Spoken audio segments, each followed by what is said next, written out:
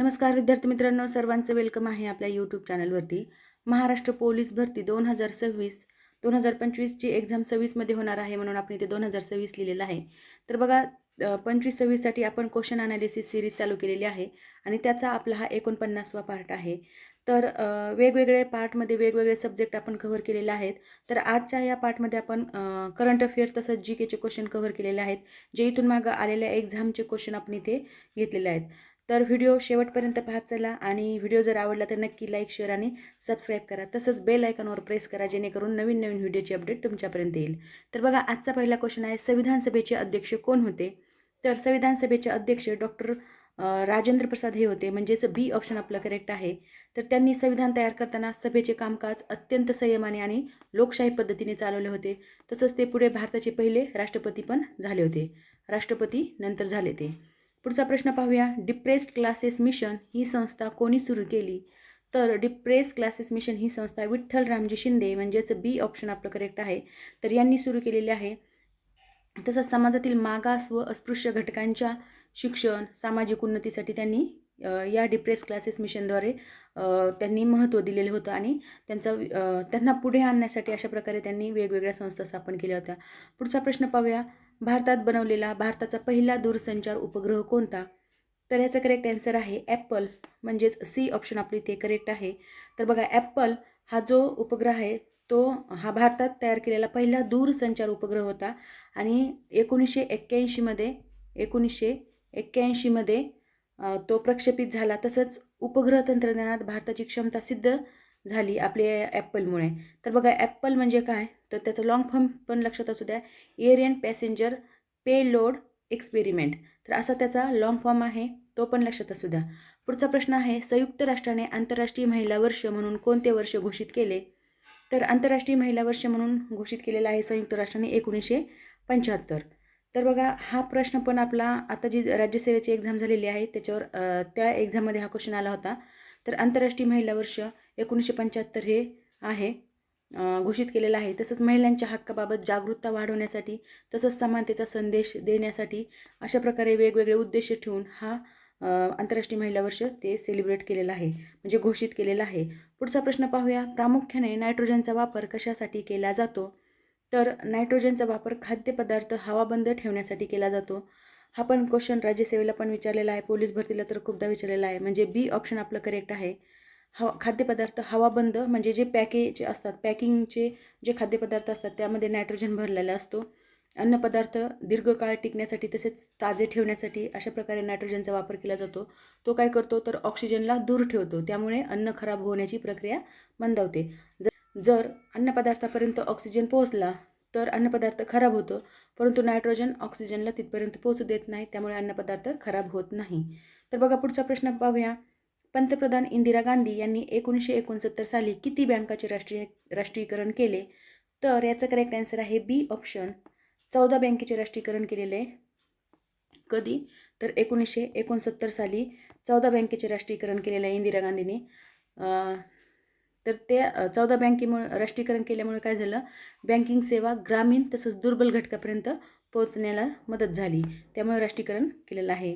पुढचा प्रश्न पाहूया. भारत व पाकिस्तान या दोन स्वतंत्र राष्ट्रांची निर्मिती करण्याची योजना कोणी तयार केली? तर ह्याचं करेक्ट आन्सर आहे लॉर्ड माउंटबॅटन, म्हणजेच सी ऑप्शन आपलं करेक्ट आहे. तर लॉर्ड माउंटबॅटन यांनी भारत पाकिस्तान विभाजनाची योजना तयार केली होती. यालाच माउंटबॅटन योजना म्हणतात आणि ही कधी झाली होती, तर 1947मध्ये अशा प्रकारे भारत पाकिस्तान ही दोन स्वतंत्र राष्ट्रे अस्तित्वात आली या योजनेमुळे. पुढचा प्रश्न पाहूया. ऑलिम्पिकमध्ये पदक मिळवणारी पहिली भारतीय महिला कोण? तर बघा, ऑलिम्पिकमध्ये पदक मिळवणारी पहिली भारतीय महिला आहे कर्णा मल्लेश्वरी, म्हणजे फर्स्ट ऑप्शन आपलं इथे करेक्ट आहे. तिने 2000मध्ये सिडनी ऑलिम्पिकमध्ये भारोत्तोलनात कांस्यपदक मिळवलेलं होतं. पुढचा प्रश्न पाहूया. पारशी धर्माच्या पवित्र ग्रंथाचे नाव काय आहे? तर ह्याचं करेक्ट आन्सर आहे अवेस्ता, म्हणजे बी ऑप्शन आपलं करेक्ट आहे. अवेस्ता हा पारशी धर्माचा पवित्र ग्रंथ आहे. तसंच यात झरथुष्ट्र यांच्या शिकवणीचा समावेश आहे आणि हा ग्रंथ जो आहे तो नैतिकता, सत्य आणि सदाचार यावर भर देतो. पुढचा प्रश्न पाहूया. भारतातील टेस्ट ट्यूब बेबीच्या पहिल्या यशस्वी प्रयोगातून जन्मलेली मुलगी कोण? तर याचं करेक्ट आन्सर आहे दुर्गा. त्या मुलीचं नाव आहे दुर्गा, म्हणजे सी ऑप्शन करेक्ट आहे. ही भारतातली पहिली टेस्ट ट्यूब बेबी दुर्गा. हिचा जन्म कधी झाला होता तर 1978मध्ये हिचा जन्म झालेला आहे. डॉक्टर सुभाष मुखर्जी यांच्या प्रयत्नामुळे हा वैद्यकीय इतिहासातला महत्त्वाचा टप्पा गाठलेला आहे. त्यांनी सुभाष मुखर्जी यांनी प्रयत्न करून अशा प्रकारे टेस्ट ट्यूब बेबीचं यशस्वी करून दाखवले होते.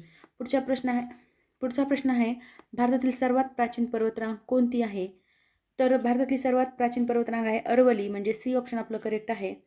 ती भूवैज्ञानिकदृष्ट्या फार जुनी असून राजस्थान राज्यात आहे. तसंच आसपासच्या प्रदेशात देखील ती पसरलेली आहे आणि प्राचीन पर्वतरांग म्हणून आपण तिची ओळख आहे. पुढचा प्रश्न पाहूया. माधवराव पेशव्यांचा मृत्यू कोणत्या साली झाला? तर माधवराव पेशव्यांचा मृत्यू 1772मध्ये झालेला आहे, म्हणजेच बी ऑप्शन आपलं करेक्ट आहे, 1772. त्यांनी अल्पकाळात मराठा साम्राज्याची पुनर्बांधणी केली आणि कुशल नेतृत्वामुळे त्यांना महान पेशवा मानले जाते. म्हणजे खूप महान असे ते व्यक्तिमत्व आहे. पुढचा प्रश्न पाहूया. प्राणी डॅश डॅश असतात, तर प्राणी काय असतात? परपोषी असतात, म्हणजेच सी ऑप्शन आपलं करेक्ट आहे. तो प्राणी कोणताही असो तो कसा आहे? परपोषी आहे, कारण तो स्वतःचे अन्न स्वतः तयार करू शकत नाही. तो वनस्पती किंवा इतर प्राण्यावर अवलंबून राहून आपली अन्नाची गरज पूर्ण करत असतो, म्हणून प्राणी हा परपोषी आहे. नेक्स्ट क्वेश्चन पाहूया. ग्रामपंचायतीचा सचिव कोण असतो? तर ग्रामपंचायतीचा सचिव ग्रामसेवक असतो, म्हणजेच फर्स्ट ऑप्शन आपलं करेक्ट आहे. तो प्रशासन, नोंदी ठेवणे, तसंच शासकीय योजना राबवण्याचे काम करतो. तसंच तो पंचायत राजव्यवस्थेचा महत्त्वाचा घटक देखील मानलेला आहे. पुढचा प्रश्न पाहूया. 5व्या पंचवार्षिक योजनेचा कालावधी कोणता आहे? तर 5व्या पंचवार्षिक योजनेचा कालावधी 1974 ते 1979 आहे, म्हणजेच बी ऑप्शन आपलं इथे करेक्ट आहे. आणि या 5व्या योजनेलाच आपण गरिबी हटाव योजना असं देखील म्हणतो. म्हणजे 5व्या योजनेचं प्रमुख उद्दिष्ट होतं गरिबी हटाव. इंदिरा गांधींनी अशा प्रकारे गरिबी हटवण्यासाठी भरपूर प्रयत्न देखील केलेले आहेत. त्यामुळे आपली गरिबी हटाव योजना कोणती असं पण प्रश्न येऊ शकतो, तर ती आहे 5वी योजना. पुढचा प्रश्न पाहूया. लोहाच्या अभावाने कोणता आजार होतो? तर ॲनिमिया जो आजार आहे, म्हणजे डी ऑप्शन आपलं करेक्ट आहे. तर ॲनिमिया हा लोहाच्या कमतरतेमुळे आजार होतो. यामध्ये हिमोग्लोबिनची पातळी आपली कमी होते. तसंच थकवा येणे, चक्कर येणे आणि अशक्तपणा आपल्याला जाणवतो. पुढचा प्रश्न पाहूया. सेबीची स्थापना कधी करण्यात आली? तर सेबीची स्थापना 1988मध्ये करण्यात आलेली आहे, म्हणजेच बी ऑप्शन आपलं करेक्ट आहे. तसंच हे सेबी काय करतं तर शेअर बाजाराचे नियमन करतं, गुंतवणूकदाराचे संरक्षण करतं. तसं हे अशा प्रकारे जे वेगवेगळे कार्य आहेत ते सेबीचे प्रमुख कार्य आहेत. पुढचा प्रश्न पाहूया. संविधानाची उद्देशिका ही आपल्या संविधानाची डॅश डॅश स्पष्ट करते. तर काय स्पष्ट करते? तर उद्दिष्टे स्पष्ट करते, म्हणजेच फर्स्ट ऑप्शन आपल्या इथे करेक्ट आहे. संविधानाची उद्देशिका ही संविधानाची उद्दिष्टे स्पष्ट करत असते. त्यात न्याय, स्वातंत्र्य, समता आणि बंधुता या मूल्यांचा उल्लेख केलेला आहे. तसंच पारंपरिक ऊर्जा स्रोताचा पर्याय कोणता? तर याचा करेक्ट आन्सर आहे सौर ऊर्जा, म्हणजे बी ऑप्शन आपल्या इथे करेक्ट आहे. सौर ऊर्जा हा अपारंपरिक ऊर्जा स्रोत आहे. तसंच तो प्रदूषणमुक्त आहे, अक्षय आणि पर्यावरणपूरक देखील आहे. आणि आपली भविष्यातली जी ऊर्जाची गरज भागवण्यासाठी तो कसा आहे? अत्यंत उपयुक्त देखील आहे. नेक्स्ट क्वेश्चन पाहूया. लॅनचे पूर्ण रूप कोणते आहे? तर बघा, हे संगणकातली संज्ञा आहे.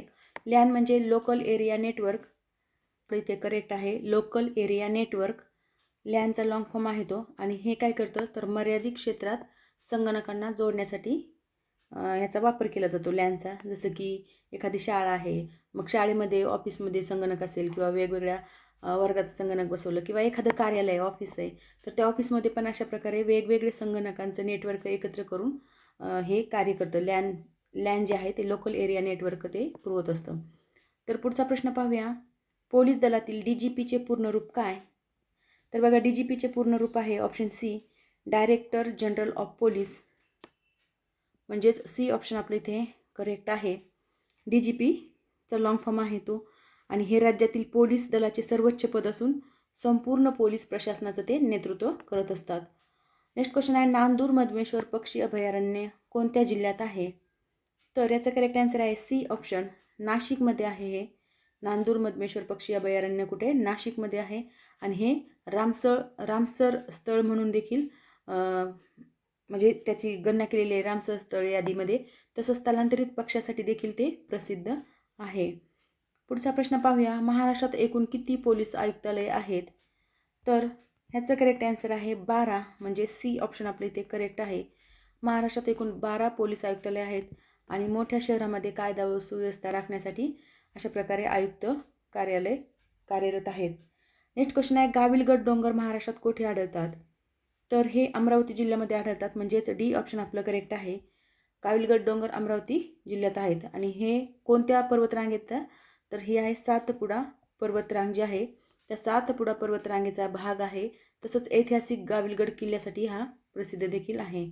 पुढचा प्रश्न पाहूया. महाराष्ट्र हे भारताच्या कोणत्या दिशेस स्थित आहे? तर महाराष्ट्र हा भारताच्या कोणत्या दिशेस स्थित आहे असं विचारलेलं आहे. आपल्या देशाचा नकाशा पाहिला की आपल्या लगेच लक्षात येतं. तर इथे मी छोटासा असा नकाशा काढून दाखवलेला आहे तुम्हाला लक्षात ठेवण्यासाठी. तर बघा अशा प्रकारे इथे आपला हा त्रिकोणी आकारात महाराष्ट्र आहे. तर हा पश्चिमेला आहे, म्हणजेच भारताच्या पश्चिमेला आहे, म्हणून मी इथे छोटासा नकाशा काढून दाखवला. तसंच त्याला समुद्रकिनारा लाभलेला आहे. हा जो इथे समुद्रकिनारा आहे तर हा कोणता समुद्रकिनारा आहे? अरबी समुद्र किनारपट्टी लाभलेली आहे. तसंच तो व्यापार आणि दळणवळणासाठी महत्त्वाचं मानला जातो.